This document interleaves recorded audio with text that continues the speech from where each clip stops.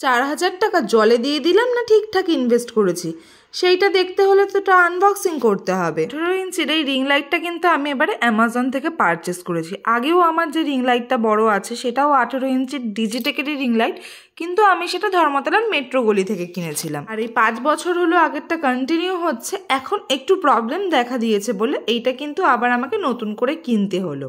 প্রথম কথা দেখলাম খুব ভালো প্যাকিংয়ে এসছে। তারপর এটা স্ট্যান্ডটা দেখলাম 9 ফুট অবধি বড় হচ্ছে। আমার তো ক্যামেরাটা এতটা ছিল বলে ওপরটা আমি দেখাতে পাচ্ছি না, কিন্তু এটা 9 ফুট অবধি উঁচু হচ্ছে কিন্তু স্ট্যান্ডটা। যদি স্ট্যান্ডের কোয়ালিটির কথা জিজ্ঞেস করো, স্ট্যান্ডটা কিন্তু খুবই হার্ড। পরে চলো লাইটের বক্সটা খোলা যাক। দেখো প্রথমে আছে এরকম একটা কালো ব্যাগে খুব সুন্দরভাবে প্যাকিং করা।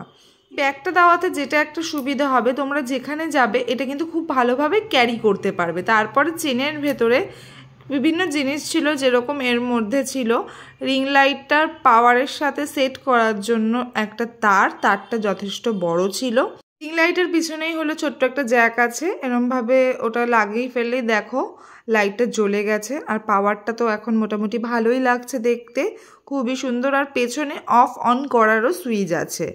তারপরে চলো আর কি দিয়েছে দেখা যাক। এখানে আছে রিমোট আর একটা দুটো হোল্ডার আছে এখানে, একটা পুরো সেলফি স্টিক হোল্ডার টাইপের আর একটা নর্মাল।